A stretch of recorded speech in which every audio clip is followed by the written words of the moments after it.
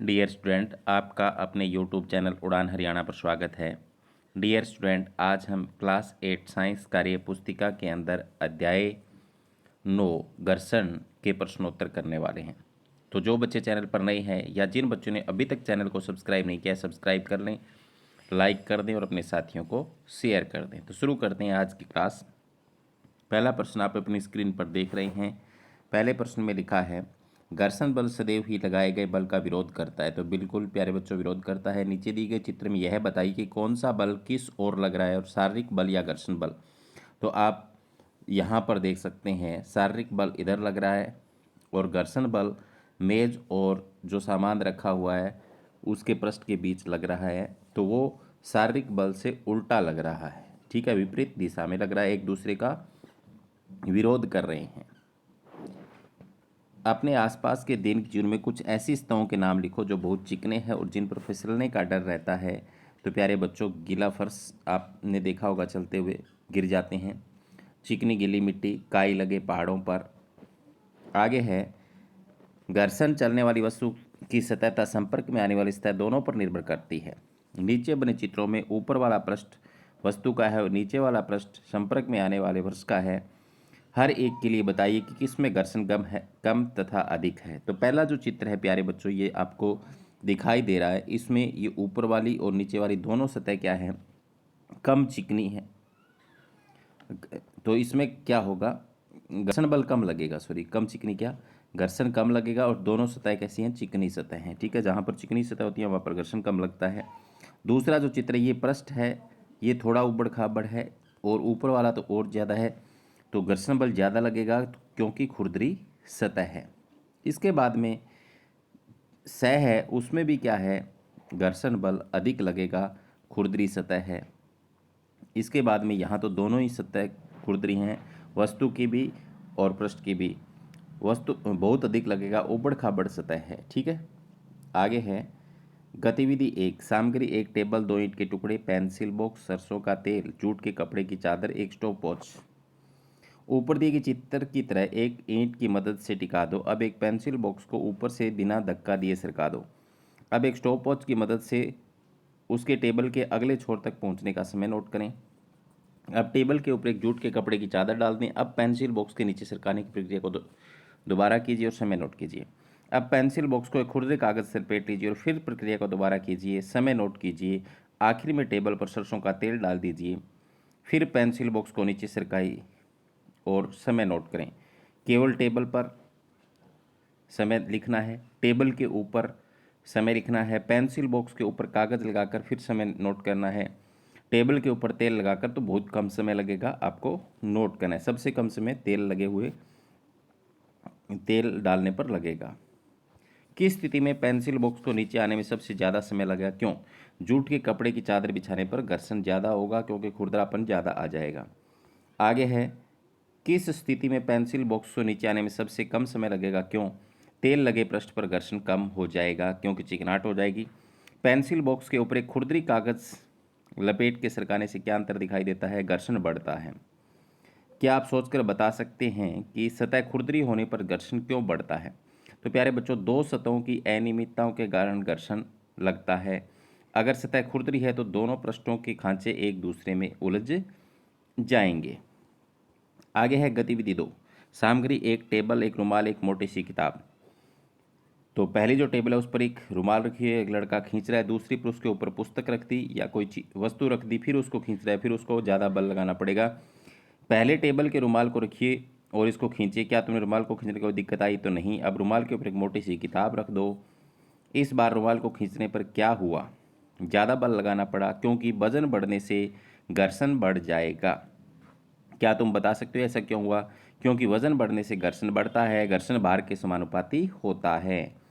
Skates पर चलना सीख रही सुनीता बार बार गिर जाती है, क्या तुम इसका कारण समझा सकते हो? स्केट्स के नीचे टायर लगे होते हैं जिससे लौटने की गति हो रही है, घर्षण कम हो रहा है। पैर घर्षण होने के कारण तेजी से आगे बढ़ जाते हैं,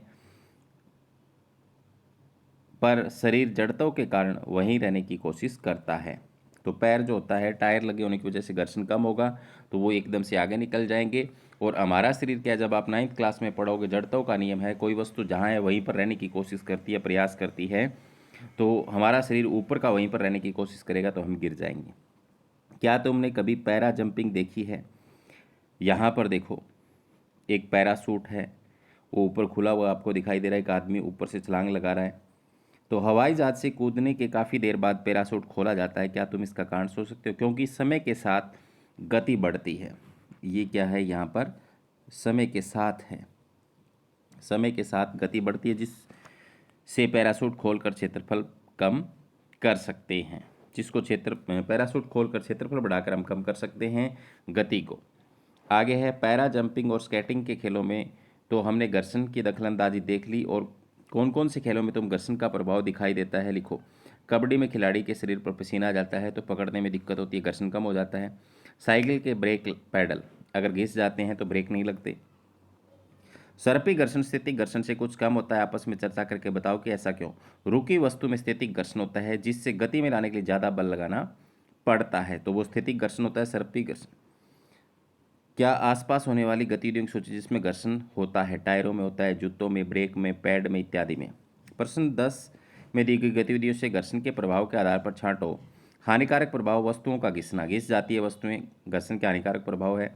ऊष्मा के रूप में ऊर्जा की हानि होती है, जब पंखा चलता है तो आपने देखा होगा गर्म हो जाता है, उसके पुर्जे गर्म हो जाते हैं, बैरिंग गर्म हो जाता है, तो उससे ऊष्मा की हानि होती है। लाभदायक प्रभाव क्या? चलने में, अगर घर्षण ना हो तो हम चल नहीं सकते, लिखने में लिख नहीं सकते, दीवार में कील नहीं ठोक सकते, एक धागे में गांठ नहीं मार सकते, भवन निर्माण नहीं कर सकते, क्योंकि ईंटें एक दूसरे के ऊपर ठहरेगी नहीं अगर घर्षण नहीं होगा तो। ये लाभदायक प्रभाव है। प्रश्न नंबर 12 है, घर्षण से ही ऊष्मा भी उत्पन्न होती है, इस कथन को सिद्ध करने के लिए तुम कुछ उदाहरण बताओ।